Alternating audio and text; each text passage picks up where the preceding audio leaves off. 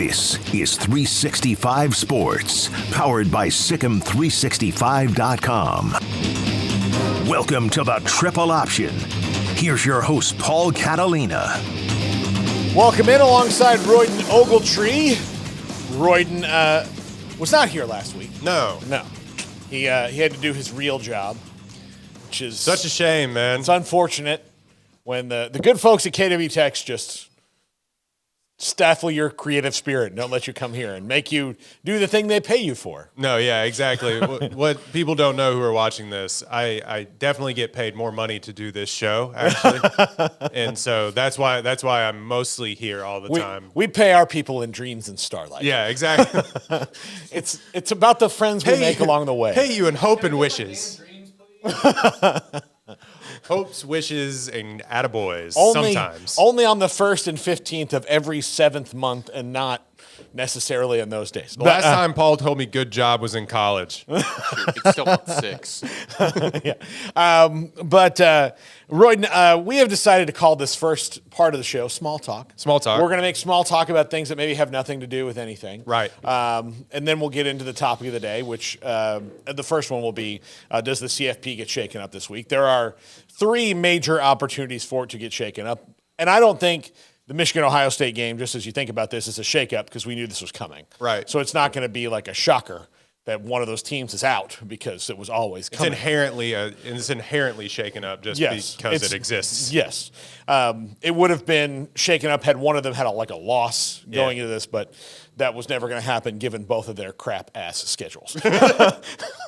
And I say that with Ohio State has 2 really good wins, Penn State and Notre Dame, and Michigan has a good win, which is Penn State. But Was it a good win? You watched that game. I watched I've watched Penn State 3 times this year. That was an awful football game. I man. watched Penn State throttle Iowa and made me think oh, they might have an offense. It was 31-0. Look at that. And that was just... Didn't they fire their offensive coordinator during this? They fired him after the Michigan game. That game was so bad that they were just like, nope. Yeah. So just think about those things as we get into the CFP shakeup possibilities. Right. But Thanksgiving's this week. Do you have to work? Will you be able to go anywhere? Do you do anything fun? We are going to go to the in-laws' house, which, is different from what I've normally done, which is work. Yeah. So Thanksgiving's never been that important to me. Like, I understand getting together. I love seeing my family, and we always used to see family that we didn't see forever. But the past 7 years since I've been working in news and such, it's just afterthought. They're just like, go cover this turkey trot. You won't miss your family. You know what I mean? So if you're thinking about getting into news, just know holidays don't mean anything. They just recently, a company mandated, and I think they started mandating this across all news companies, is that you have to now get days off for bank holidays, I guess, if you will. Used to not be. It used to be we'll pay you time and a half and give you some cranberry sauce. Yeah, there's it's weird. I do think one of the weird things that came out of 2020 was that maybe a lot of people are seeing hey, I mean, I know that we have to not trust AI and be wary of it, but the future is here where you don't necessarily need to be standing in an office for 8 hours a day.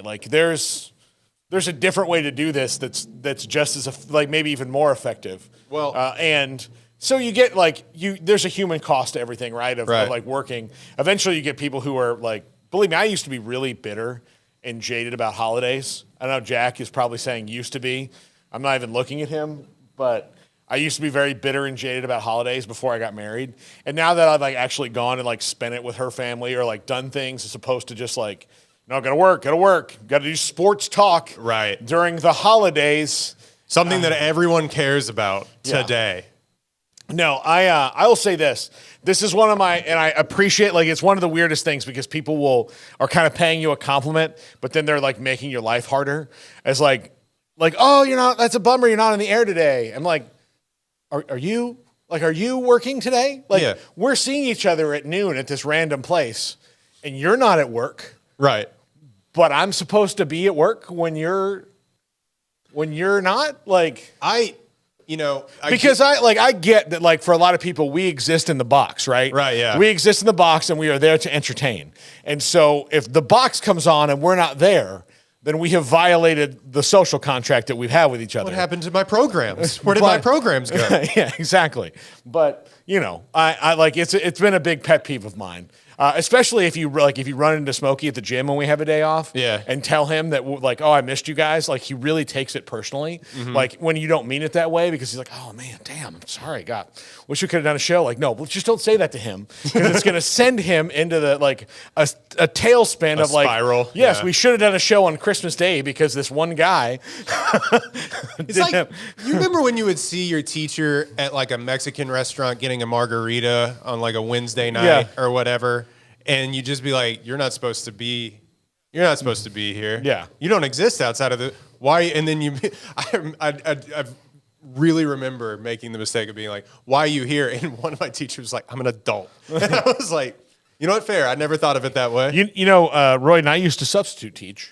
Right out of college. This is a new. Yeah. You learn lore every single day. Yeah, and I had a couple month-long gig at one particular school in Tampa because their teacher needed some time off because they had I'll tell you the story in the break. It was kind of a crazy thing that happened to this poor lady.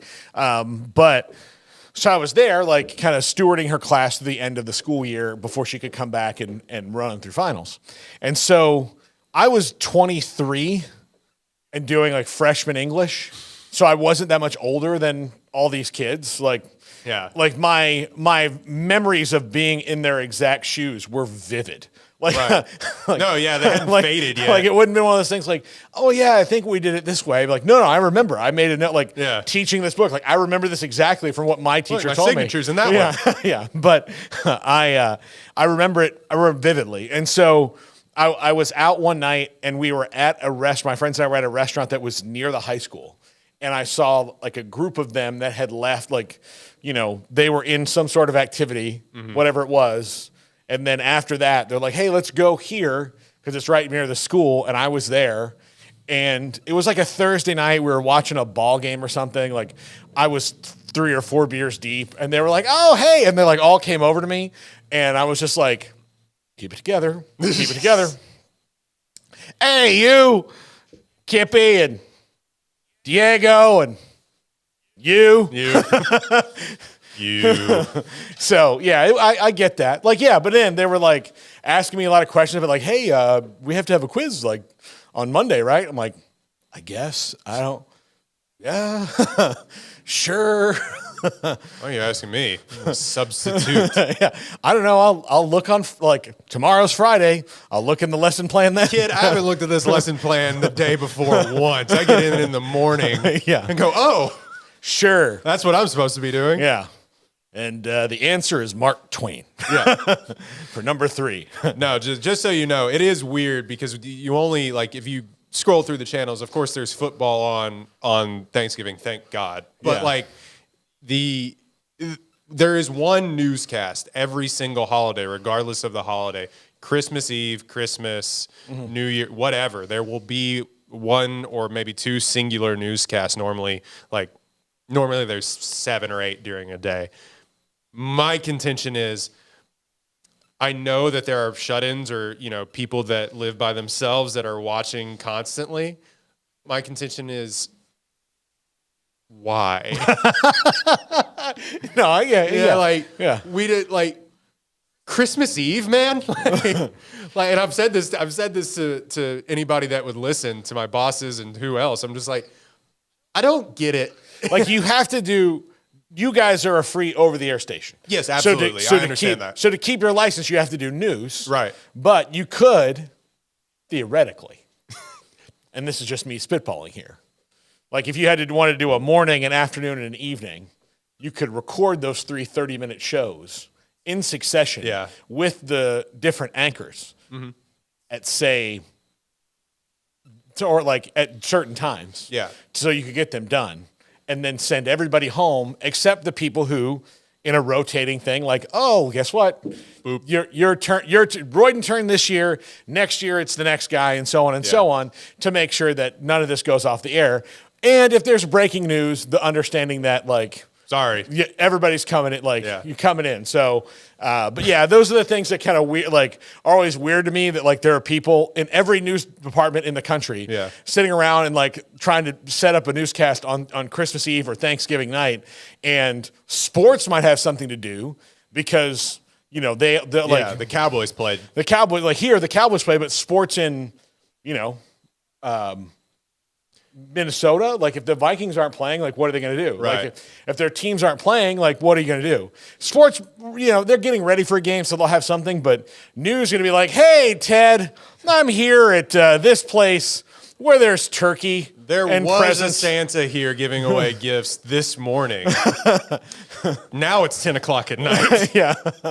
So just to let you know, it's a rotating gaggle of 22-year-olds that are having to put these things together. So if you're watching local news, I'm just letting you know. It's just who doesn't have a family? And they're just I'm sorry. There's just you get the short end of the stick, kid. Yeah. And you're coming out real happy out of college, I'm going to make a difference. And then it's just Christmas. You're okay. Nicole's another Waco newscaster, Nicole Sheeran. She said she was hoverboarding through Target last year.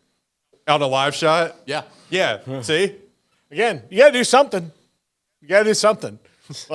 So, anyway, let's College get to sports. Let's get to the CFP as the small talk segment comes to a glorious end. There are 3 games that affect the CFP. Right. One for sure in that Michigan-Ohio State game. The loser will be on the outside looking in, depending on what happens during championship week.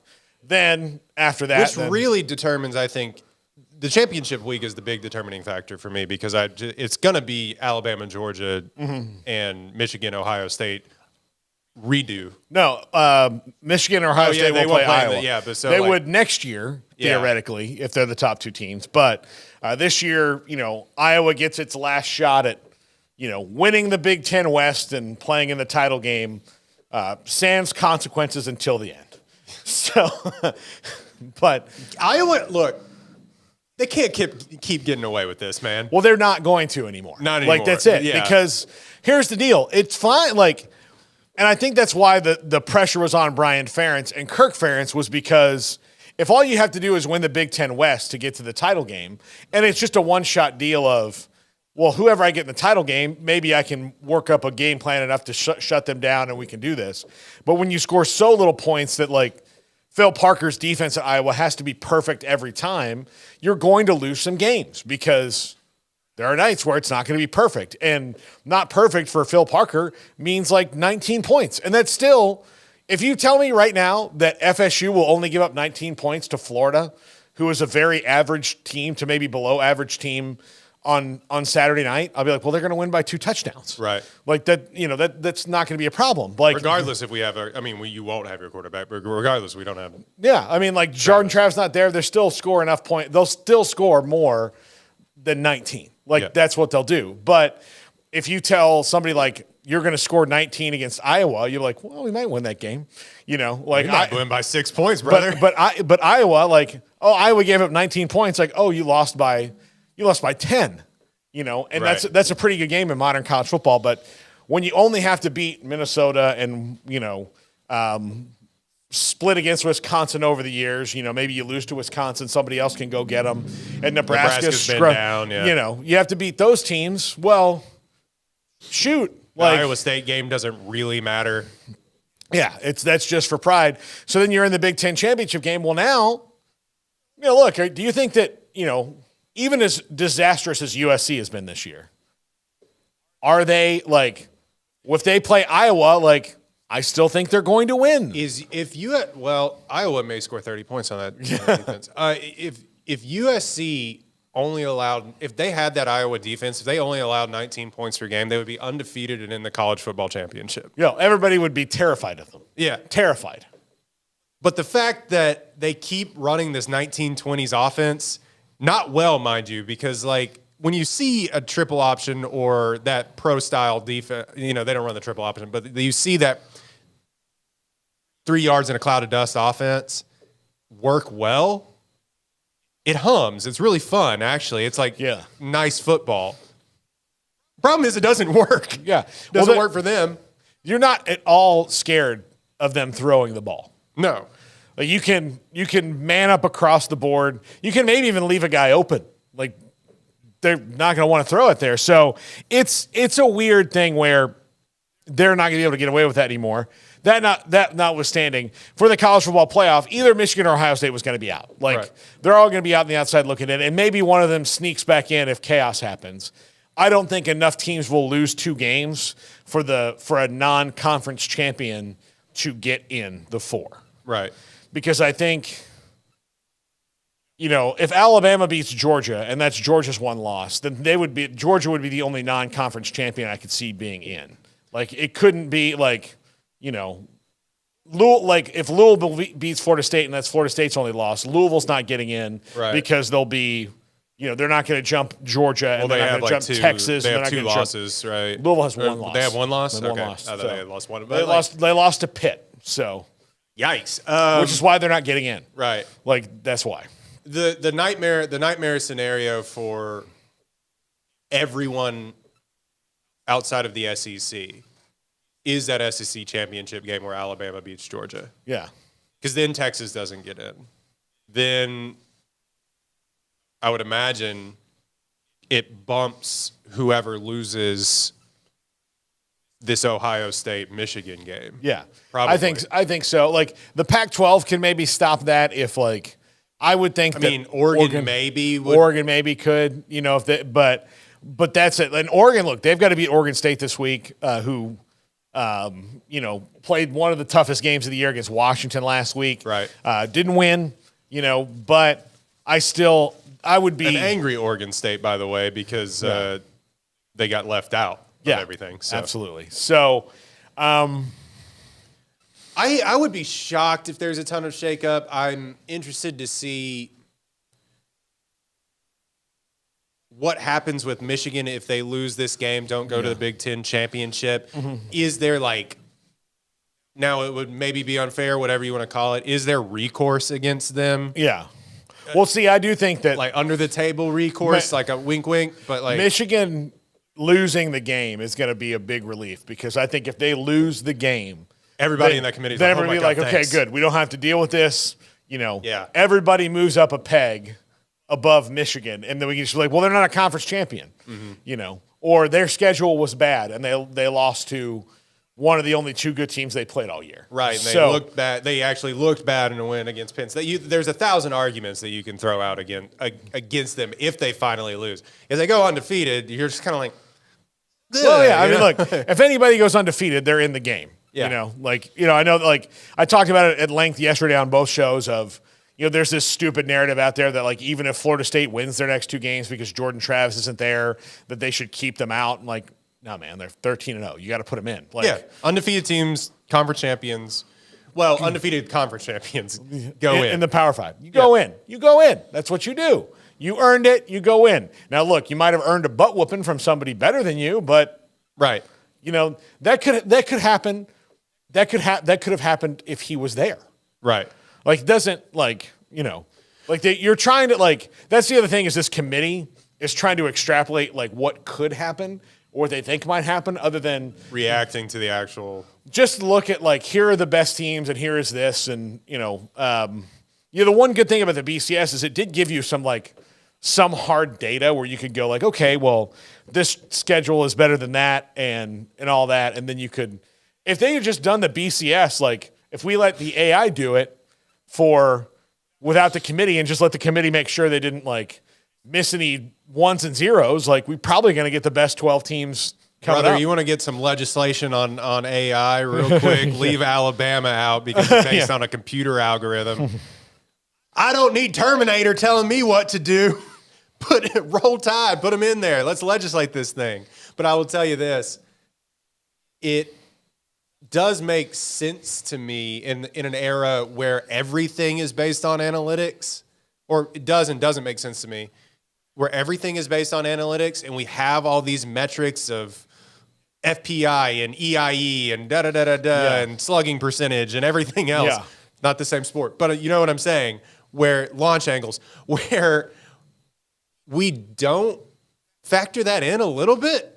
It's just dudes in a room being like, dudes and dudettes in a room being like, I like that win more. Yeah. That one looked better. You know what Yeah. I mean? And maybe we don't know because it's closed meetings, but maybe it is a little bit of strength of schedule being factored in there as well. There is, but like there comes this point where The fact we have all these algorithms now and we bolted the other direction Okay. of not using any of them. Okay. It's kind of interesting. all right, let's rapid fire. What's the best Power 5 conference this year?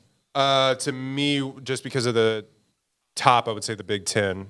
To me, I know the bottom is bad, but just like I would say it's the Pac-12. you'd say, it was a packed. Well, I would think when you've got Oregon, Washington, Oregon State, Utah, and Arizona all in the top 25, like that to me is the best conference. Yeah, I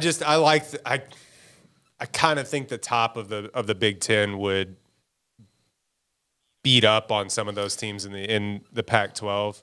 Maybe. I know that all those schedules they haven't played out to that manner, and that they haven't they hadn't beaten anybody, Paul. But like, I just think that I think that substitute Penn State for some of those teams in the Pac-12, even though they looked atrocious against the good teams that they played. I don't know. I like the brand the brand of football that the top of that plays. You make a good argument when you go down the list and like Utah is now, or Arizona is now the worst team, but the Arizona beat the brakes off of Utah, right? Yeah. Correct? And now Utah is your worst team in that conversation.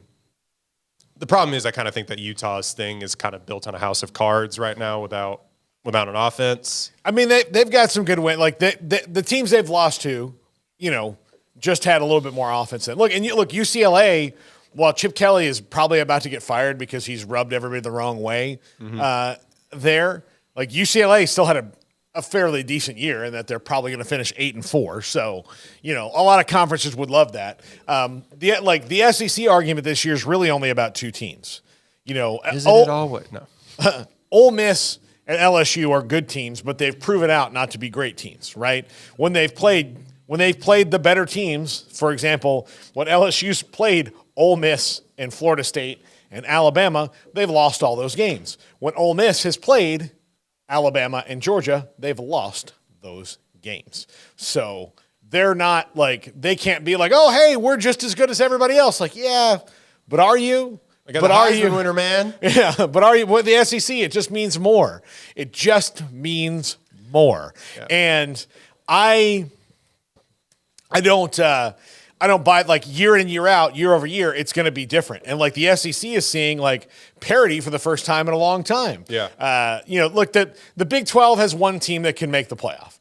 Not that it's a bad league, but like, it's a very even league and they beat up on each other. And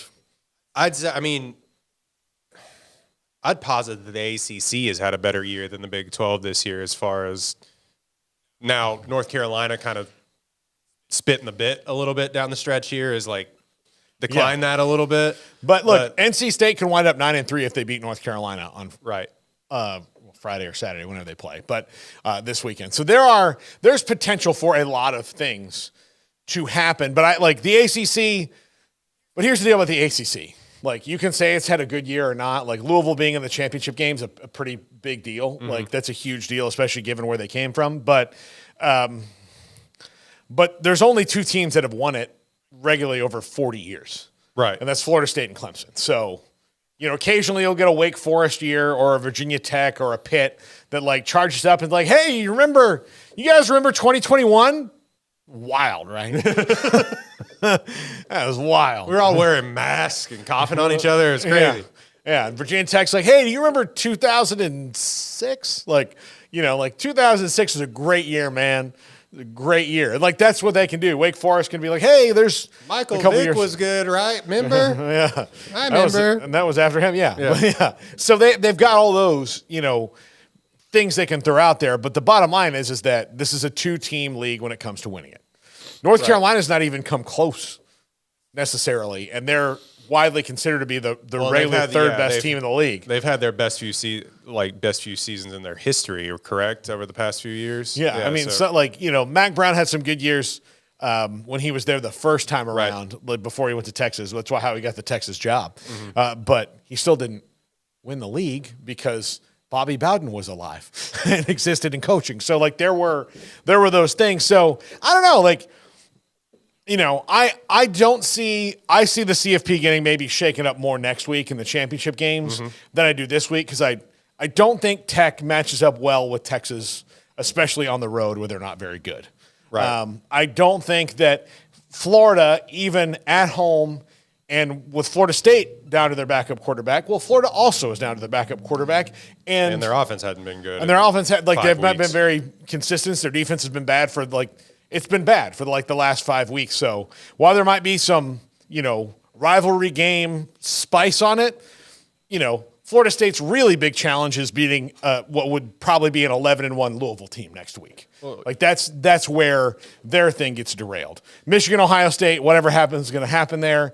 You know, all eyes are going to be on the Oregon and Oregon State game. Yeah, Oregon and Oregon State, that's the one that could shake up the most. And then Oregon has to then turn around next week and do it again. Now, I know that Washington State is 5-6 and they have to win this game, the Apple Cup, to go to a bowl game, but it would be very poetic justice if in Pullman they just absolutely pulled off the most masterful upset of all time and beat an offense that's got weapons. But I saw a stat, we're probably going long in the segment, but I saw a stat that was like 65% of Bo Nix's yards come after the catch. He threw 6 touchdowns last week. I think 65% of the yards came after the dude caught the ball, wherever he caught the ball, and then just ran 40 yards past everybody else. Yeah. So it's he's played well, don't get me wrong, and there's a fine chance he may actually win the Heisman. But like, if they can slow that down, which easier said than done, if they can slow that down a little bit, then I think DJ Uiagalelei can match. Yeah. And he's played awesome this year. Yeah, I wanted to posit this question before we go to break. Like, what is the ideal scenario? Because we're a Texas-based show. Like, what's the ideal scenario for Texas to get in? Obviously, you need to win the Big 12 championship. But like, what else has to happen? You have to win out, and you need the Pac-12 to cannibalize itself. To cannibalize itself a little bit. Like, it would really help. Like, if Oregon would lose to Oregon State, and then whatever happens with Washington. Right. If Oregon beats Washington, then Texas would jump into that spot. Oregon. Yeah. Because or quite simply, like, Florida State loses. Like, that's the easier way is Florida State loses one of these 2 games. Texas wins both of them. Texas will go in over Florida State. Mm-hmm. Now, they're dying to put them in. I just know they are. But I do think, though, that Oregon might have a better argument based on their strength of schedule than Texas does. Because Texas has the Alabama win, and that's it. But Oregon would have canceled out their one big loss. They would have wins over Oregon State. They'd have wins up, like, they had some better wins along the line. So I think they might jump it. Like, they both would have beaten Texas Tech. Mm-hmm. You know, Oregon would have done it on the road. You know, all those things. Easy to forget. Texas Tech nearly came away with that game. Yeah, I know. And like, people, I think people like to look through like especially when you compare, like, oh, Florida State's got some scares. So is Oregon. Yep. So is Washington. So is Michigan. Texas. Michigan just had one. Texas keeps having them. Mm-hmm. Alabama's had nothing but scares all year long and somehow kind of come through it. Georgia's had scares. Ohio State's had scares. Ohio State, if not for an absolute like long stinky brain fart from Marcus Freeman, probably does not win the game. Twice. Yeah, like I think it's one long stinky fart. Like, because it was right back to back. Just a prolonged fart. Just like the whole thing was just like. You know, like as it started to peter out, it just started up again. Yeah, up again. That's what it was. And then all of a sudden after the game. This is a really insightful and intelligent show, by the way. Yeah. And then after the game, like he realized, like, 10, 11. I knew that. Oh, man. So How embarrassing would it have been had on both those plays, though, like, or on one of them, they had stopped it with 10. And then Ohio State's like, how did we not see this? Yeah. Run that way. I didn't. Yeah. So anyway, when we come back, of the top, we'll call it 9, because we'll throw Louisville in there. They're 10-1 as well. Who matches up well with whom? Which games would we like to see throughout those top 9? And then we might have to pull one from the 10th spot just to even out 5 games. But in the 4-team playoff, like, who would be the good matchups? This is the Triple Option on 365 Sports. If your business is like most, you need things done quickly. But if you're still tying your critical applications together on multiple shared public networks, you've probably been feeling the slowdown. And that's no good for business. A private UPN fiber network can get you and your business moving at the speed of light. Whatever you need, we can build it. Internet, Metro Ethernet, Waves, dark fiber. We deliver custom private networks and are focused on business customers only. Our next generation 100% fiber optic infrastructure offers you low latency and ultra scalable bandwidth with speeds up to 100 gigabit to run your critical applications. Your connection won't be limiting your performance anymore. It's diverse and scalable, so it can grow and change as your business grows and changes. And with a secure carrier-grade private network, you'll have all the reliability you need. Contact UPN today to learn more. Fast just got faster. This is 365 Sports, powered by Sikkim365.com. Welcome to the Triple Option. Here's your host, Paul Catalina. Welcome back. Triple Option, Paul Catalina and Royden Ogletree. Royden works for our broadcast partner, Channel 10. So you can see us on this week. The pregame show is going to be on the CW from 4:30 until 6, right up until kickoff. Otherwise, we would have had to been moved to a third auxiliary channel onto MeTV. Was that because of SEC stuff? Yeah. Okay. So we've got not because Baylor is bad. But. Yeah. We've got a window 4:30 to 6. So we're going to be on CW 4:30 to 6 on Saturday. Followed by reruns of Seinfeld. I think a Pac-12 game. The ACC game, I think, will probably pop up on the CW. I think that's where we're kind of stuck in there. So, anywho, and I watched an ACC game on the CW, and it was the saddest moment of my entire life last week. Oh, that was on the CW, wasn't it? Yes, it was. Oh, yeah. You know what it's like to watch the best player on your team break his leg and be out for the season, and then see a commercial for the Vampire Diaries? It sucks, man. I say again, insult to injury. Whopper, Whopper, Whopper, Whopper. Junior double, triple whopper. Yeah, no. No, I mean, I think I probably watched RG3 tear his ACL on Fox Sports Southwest Plus or something back in the day. Yeah. But that's yeah, you get it. That's tough. But to see we'll be back from break right after this, and we'll have news about Jordan Travis. Watch Penn and Teller fool us. No, I don't give a crap about Penn and Teller. You're very talented, but stop. reruns of The Flash. Yeah. What? Yeah.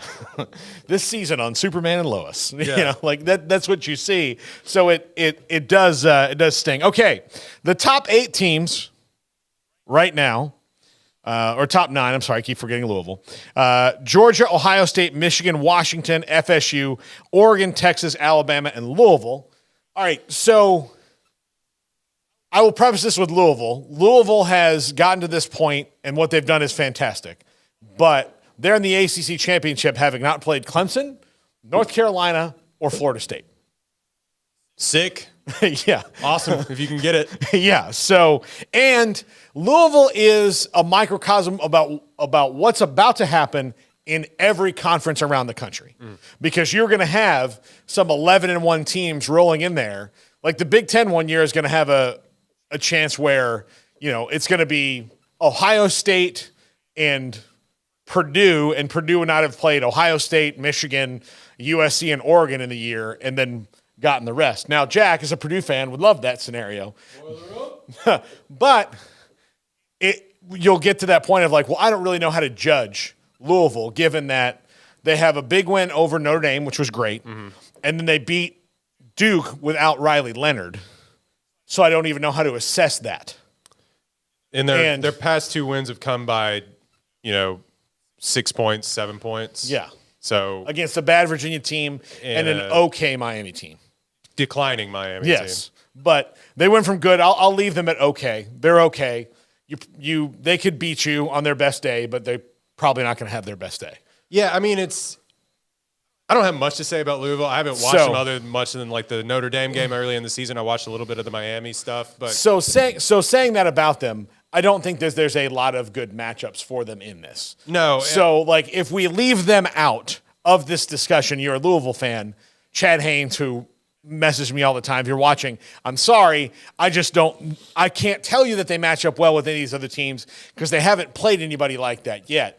And the other team I would throw into that category, save for the fact that they played Penn State, would be Michigan, but Michigan's just blown everybody out for the most part. So this is not an excuse to why I don't know much about Louisville, but I will say that they are like the primetime candidates to play at like 7:30 on a Friday night. Yes, they are. Always. They're always on ESPN on like a weekday. They're good enough to where you'd be like, oh, people would watch that game if they turned it on, but not good enough to be like, well, let's make sure we get them at 2:30 on Saturday. You're like, that's where they are right now. And maybe they'll be better, but like they're in the...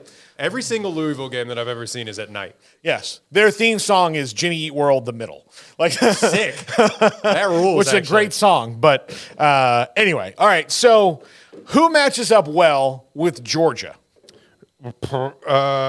Alabama. No. Well, I mean, look, Alabama does two things well on offense. Jalen Milroe runs and they throw deep passes. Jason McClellan's come on, but I don't think against Georgia you can rely on the running back so much. It's going to have to be Jalen Milroe making things happen. Well, all of a sudden, Georgia's defense, I thought that they could have been exploited earlier in the year when, they had it's tough to say that they ever even had a scare. I mean, Auburn got to them a little bit. They quit being bored. Yeah. That's what happened. Really? They were bored early in the year. I think they had a little bit of like, oh, is this all there is? We're just, same old, same old. So, but now they're not. Like South Carolina could move the ball on them for a minute, but then South Carolina torpedoed. But that's so early now in the season that now they're giving up 10 points, 17 points, 21. They're holding people to about like 19 points a game, pretty much. Like we were saying, Iowa. Yeah. You know what game I would love to see, honestly? I would love to see Ohio State and Texas. Yeah, that'd be sick. It would be. I keep saying that, but that'd be awesome. They're both so good on defense, and I mean, it might wind up being like one of those like Iowa versus Minnesota type games. But you actually can get through either. But you actually have playmakers. Yeah. So that makes it more exciting. I think Florida State and Texas match up really well. Florida State doesn't run the ball particularly great, especially not with Jordan Travis gone. But Texas is weak in the secondary, and Florida State has the Transformers out there at wide receiver. And so that would be an interesting matchup. Is for Brooks them. done for the year? Jonathan Brooks, yeah. He was done after the TCU game, yeah, correct? So he's done. But so that's a blow to them going forward. But they have Cedric Baxter, who's a 5-star, like everybody wanted in the country. We know that Washington and Oregon match up well. I think Oregon, actually, if you went down every team on this list, I think Oregon can play with every single one of them. Offensively, yeah, and their defense has been better than what we perceive Oregon. Because it's Dan Lanning. Yeah, to be. Yeah. I would like to see Oregon and Michigan. Yeah. Power against power there, like their playmakers versus that defense and those linebackers and everything that swarm around. That pass rush too. I would like to see how quickly Bo Nix can get the ball out, really. Yeah. But I think that would actually be a fun matchup. I'm really struggling because I just kind of feel like Georgia's going to win all of these. I mean, Georgia's probably the best. Like they've shown over the last month that they're still Georgia until you prove that they're not. Right. And they've also probably played the kind of athletes that every school has, so they can be ready for them. I'm most interested in Michigan. And you'll see it this week a little bit with Ohio State because they've got playmakers on the outside. Yeah. But Michigan has not played one wide receiver this year that would scare anybody. Jack, am I wrong there? Am I leaving anybody out in the Big Ten that's a stud wide receiver that doesn't play at Ohio State? Who'd they play at Western Kentucky? No. Yeah. Ohio State played Western Kentucky. Never mind. They blew. They've got Malachi Corley at Western Kentucky. He's good. Guy can ball. But no, and Ohio State blew them out anyway. But that's going to be an interesting test, even if they do win the game. But they've not seen playmakers like Georgia has. They've not seen playmakers like Washington, Florida State, Oregon, and Texas have. They've not seen playmakers like even Alabama has. And Alabama's like low on them this year by Alabama standards. Yeah. So that would be interesting to me to see how Michigan in the secondary, which they're very good up front, but like in the secondary has to deal with guys that they've not seen all year. Mm-hmm. Like if Michigan wound up playing Texas, like what are you going to do about Adonai Mitchell and Xavier Worthy? Right. Because have you seen those guys all year? No. Like you saw Marvin Harrison, and here's the other thing about Michigan and Ohio State. They're going to see playmakers for a week, and then they go play Iowa, and they're going to see like whatever that is. I mean, I don't know what to call it. 1920s NFL. Yeah. I think the thing that's most interesting to me about this is that I'm kind of looking up and down the board, besides Bo Nix and Michigan's quarterback, correct me, J.J. McCarthy. J.J. McCarthy, who's been better this year, or he was good last year, but he's been supremely good this year. Until that Penn State game where like they didn't have to throw the ball in the second half, which kind of tells you. I can't get how ugly that game. They just didn't throw the ball at all. And they didn't have to. No. Experienced quarterback play is really interesting when you kind of look at it. Yeah. Because Ohio State, McCord has been really good. Yeah. How much has he been tested outside of maybe that Penn State game? He's like 22 touchdowns, like 4 turnovers. Yeah. But also, we didn't, and I, as a Texans fan, love C.J. Stroud now, but like we didn't know if C.J. Stroud could do it until he did it against Georgia. And that's always kind of the question with these one-read offenses. So that's kind of a question, as well as the quarterback at Georgia, Carson Beck, who is young, but he's on an ascendancy right now. Yeah, he's starting to climb up the charts. In fact, I would not be surprised to see Carson Beck. He'll be back next year, I would think. Mm-hmm. But right now, he's probably a top 100 draft pick, which for offensive linemen is good. For quarterbacks is you want to like maybe see if you can push into that top 30. Yeah. Especially, I think he's a top 15 pick next year. Yeah, it's too deep of a quarterback class this year for some of these guys to come out like McCord or Beck or whatever. But that's why Ewers is probably coming back. Undoubtedly is why he's coming back. But I think that like the huge game experience. Now, Ewers has had some close games down the stretch here, but the sort of overwhelmingness of these playoff games or of these huge matchups, like how do these quarterbacks respond after having sit on the bench behind other generational quarterbacks at their colleges? Yeah. Bo Nix is the only one, and he's played in some big games, but he hasn't been in any of these playoff games or anything either. So I would be interested to see how they react to that. Yeah. I can tell you, I would love to see Washington get a shot at Michigan. I really would, because they're all offense and throwing the ball, and that's would be a challenge for them. And look, Michigan last year lost a game where a team disguised their signals, and they didn't realize they didn't have them for. But I brought up this topic because this is the last 14 playoff that we'll ever see. Right. It's great news that we're not going to see it. And so I brought it up to spill into our next one. Why would we miss this, given the fact that we just told you that right now, if you took the top 12, I can give you good matchups throughout. I can probably give you good matchups from 16 to 1. If you did even a 16-team playoff, I can give you good matchups throughout that could be problematic for every single team on this board. I would throw Tulane in there. Yeah. I mean, Tulane's would be in it next year. I'm looking at the AP poll. No, but like Tulane, because of the rules next year, as the highest ranked Group of 5 conference champion, if that's what they wind up being, they'll be in the playoffs. So in our next segment, I'm going to show you why we won't miss this. That's called a deep tease, folks. That's right. This is the triple option on 365 Sports. If your business is like most, you need things done quickly. But if you're still tying your critical applications together on multiple shared public networks, you've probably been feeling the slowdown. And that's no good for business. A private UPN fiber network can get you and your business moving at the speed of light. Whatever you need, we can build it. Internet, Metro Ethernet, Waves, dark fiber. We deliver custom private networks and are focused on business customers only.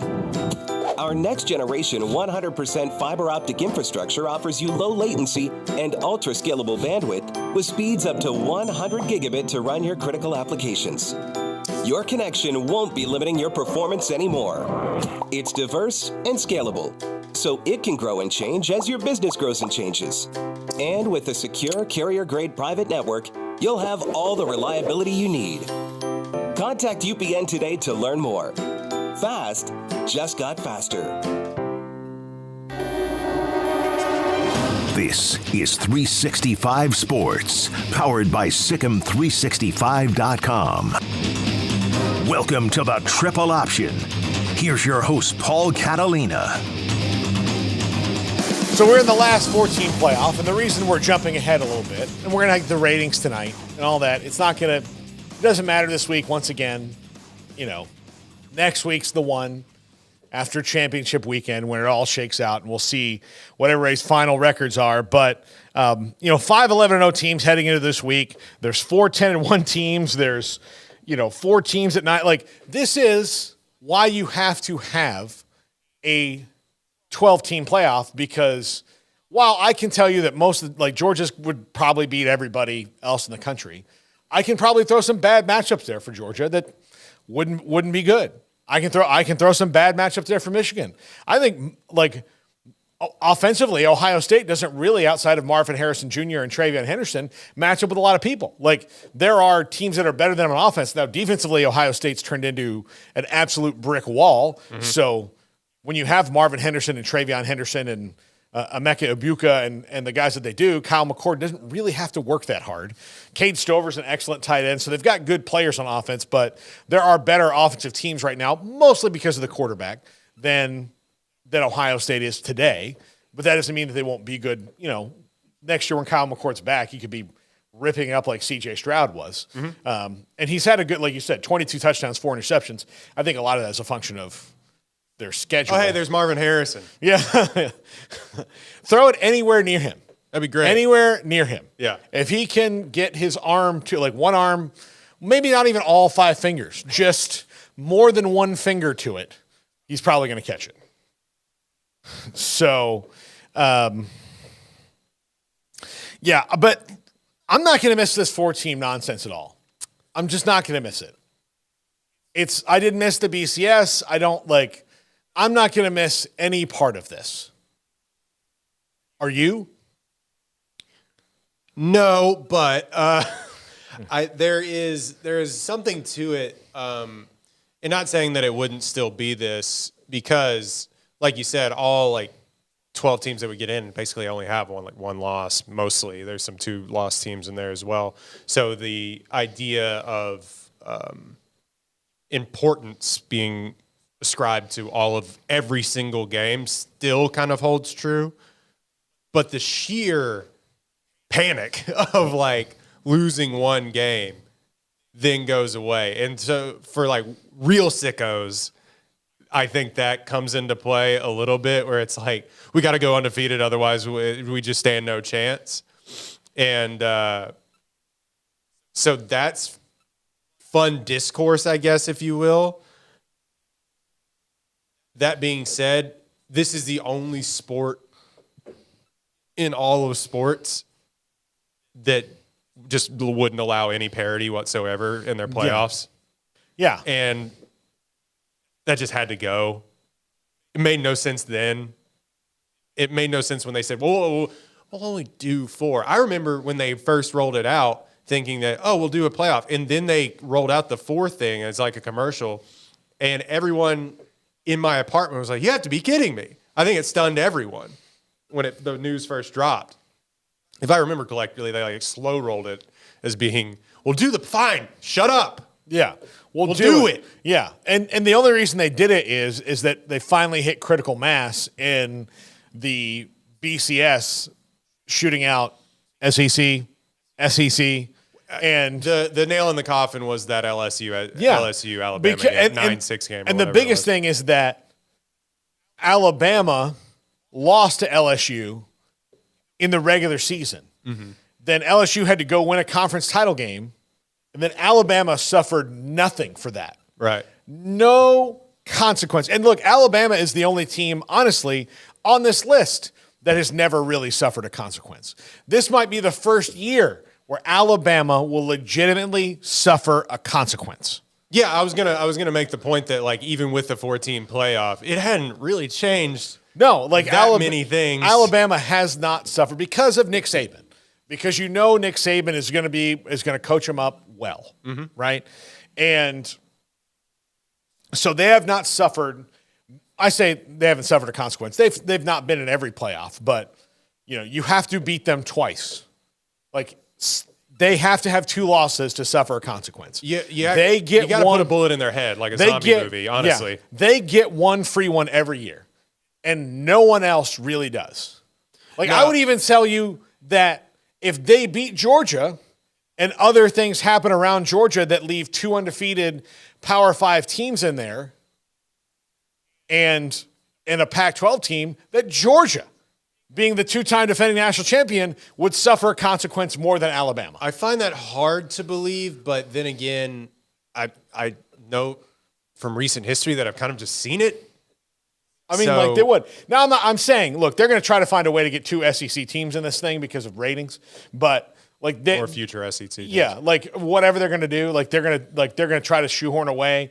Although this year the SEC is just better argument is not true. It is not true at all. Right. Like it is just the same as everybody else. And that's going to continue to be the case, especially with these gigantic mega conferences and the transfer portal and all that. That is going to keep that true. There's going to be some haves and have-nots every year, and your haves are going to have these Clemson level drop-offs where they have years where they lose 4 games because you didn't hit the portal the right way. You missed on some recruiting, or, you had a stud 5-star who you decided we're going to try to redshirt him. And he's like, I don't like that word. And I'm going to go to a place that doesn't use it with me. Right. And so those are things that are going to happen. And, it's just been ridiculous. Like how they have, and I get the SEC's been better, and then they bought the thing of it makes the regular season matter. No, it makes September matter a little bit more than it probably should. Right. And makes November matter less if you lost in September. Now I think this flips it to where the 12-team playoff. The 12-team playoff makes November matter way more than September. Right. I also but in the past they have done the recency bias thing to just finagle it how they wanted to. I mean, we all remember the TCU, Baylor, Ohio State debacle. Yeah. The recency bias, because they blew the doors off of Wisconsin. Yeah. So badly that they were just like, well, it doesn't matter that we have these 2 other teams. And they also didn't want to pick, but they didn't want to pick because the conference wouldn't do it for them. Yeah, that was also true. That was a whole other thing. But I'm just saying we've seen where the conference championship has mattered disproportionately, so much so that the Big 12 had to add it back. Yeah. So I think we have seen it in the past too. So not to discount it, but you are correct in saying what have you done for me lately is going to play a big part going forward. I'll just use this. I'll use an example. So say Washington had lost a game early in the season against a fairly good team, a team that wound up 8-4, but Michael Penix Jr. and Rome Odunze were both out for that one game, and they lose. And then they rattle off 11 wins after that, right in a row. But they're like, yeah, but you lost to that 8-4 team in September. You're like, yeah, but have you watched that we've been putting people in the wood chipper since then? Right. It doesn't seem to make sense that you would. And then, Alabama lost a game to a team. They're like, well, Alabama lost a game like 3 weeks ago. Like, yeah, but you're not them.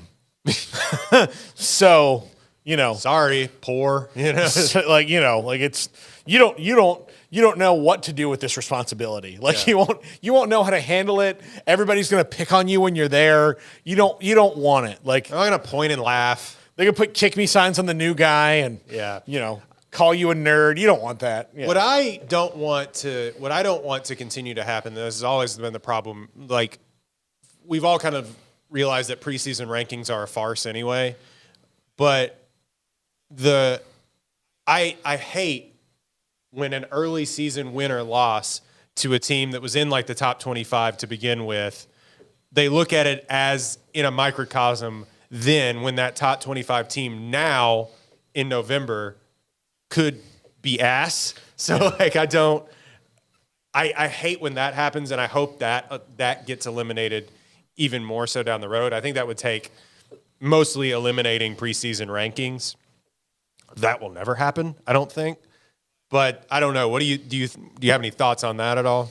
Yeah, I mean, I don't know. Like this will allow, to me, I would rather hear the 13th and 14th team complain rather than like the 5th team, because the 13th, the 14th, the 5th team, not that I would rather like you're looking at the 5th team going like, I know you did everything right, but rules is rules. Yeah. You're 13th to 14th, you're gonna be like, look,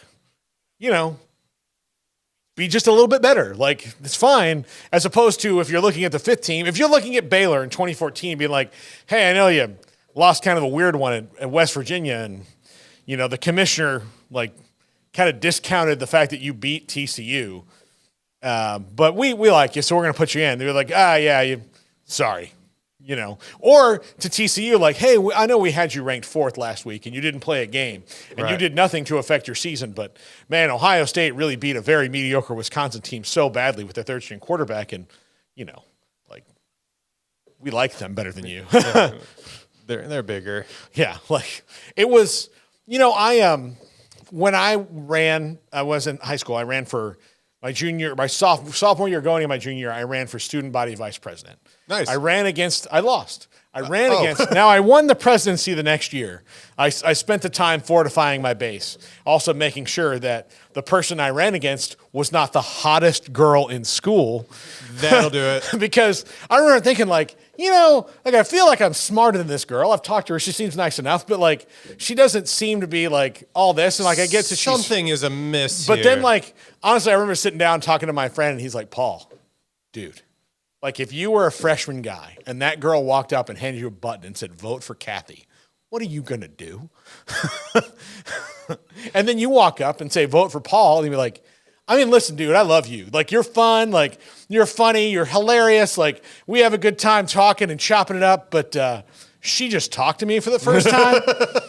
So that's kind of how we've got to end that part of it. Well, my favorite just visualization is just, hi, I'm Kathy. Would you like to know? Oh, thank you very much. And, hey, I'm Paul. Would you like to? Yeah. The same with Royden is hey, I'm Royden. Would you like to vote for me for this thing? It's just no. Ew, no. Yeah. But it was a hard truth to hear. And it should end in high school, right? This thing should end in high school, but it doesn't. It doesn't. And this allows for the beauty contest to just be a little more inclusive. Oh, Life Continue is a weird psycho version of high school continuum. The power scales are still there. Yeah. Quick aside, I won student body president because I demanded a recall on a vote because I wasn't there to vote because I had basketball practice. And then I swung the vote by telling somebody I would buy them Taco Bell if they voted for me. And they did, and I won by 2 votes. That sounds very corrupt, Royden. Sounds like handshake deal to me. Isn't that how we do government? Look, I'll give you this vote on this bill. I'm repulsed. I won by a year of campaigning and then making sure that every hot girl in my class didn't want to do it. Listen here, I will end you. No, it was basically you don't want to do this right. You're cool. Okay, good. Look, this sucks. Nobody's doing this. Vote for Paul? Yeah, absolutely. All right. Well, Royden, happy Thanksgiving, buddy. Happy Thanksgiving to you. I'll see you next week, hopefully, that nothing pops up and throws a wrench in the machine. No, I don't. Yeah, but football, like Baylor fan, football's done, right? Yeah, it's Football's done on over. Saturday. Yes. We have one more pregame show and one more postgame show. Okay. So everything's falling apart. That was just a sign for that was Jack telepathically telling me to. Yeah, that's out. it. We lost him. Garrett's off today, so Royden, you're producing. Figure it out. You know these things. No. I'll call your boss. He and I are cool. Yeah. Except he's in Mexico. He'd be like, what? Hey, Josh, I got to keep Royden here today. Right. Why? Don't worry about it. Just I need a favor. Yeah. Okay. Yeah. Nothing bad happened. Don't worry about it. No one's dead. Yet. All right, that's going to do it for us. Happy Thanksgiving. Happy Thanksgiving to all of you who watch every single day and put up with our goofiness for this hour. I'm actually off tomorrow, but the Smokes will be here doing a show at 3 o'clock. And then we still have today's 3 o'clock show. So awesome. Frank Harris, UTSA quarterback, hey. on the show today. So Record-setting quarterback. That's Frank right. Harris. That's right. He's awesome to the watch. man, the king of San Antonio. Actually, we'll call him the prince because I think the king is Wemby. So Timothy Duncan would like to have some words about that. yeah, he's in retirement. Okay. He doesn't need abdicated the throne. He doesn't need the attention anymore. He hardly needed it when he was there. Yeah, exactly. He just wanted a PSP and just to get out of the way. Yeah, absolutely. All right. Happy Thanksgiving, everybody. Shout out Connor Burns. I dress like this because I'm poor. If your business is like most, you need things done quickly. But if you're still tying your critical applications together on multiple shared public networks, you've probably been feeling the slowdown. And that's no good for business. A private UPN fiber network can get you and your business moving at the speed of light. Whatever you need, we can build it. Internet, Metro Ethernet, Waves, dark fiber. We deliver custom private networks and are focused on business customers only. Our next generation 100% fiber optic infrastructure offers you low latency and ultra scalable bandwidth with speeds up to 100 gigabit to run your critical applications. Your connection won't be limiting your performance anymore. It's diverse and scalable, so it can grow and change as your business grows and changes. And with a secure carrier-grade private network, you'll have all the reliability you need. Contact UPN today to learn more.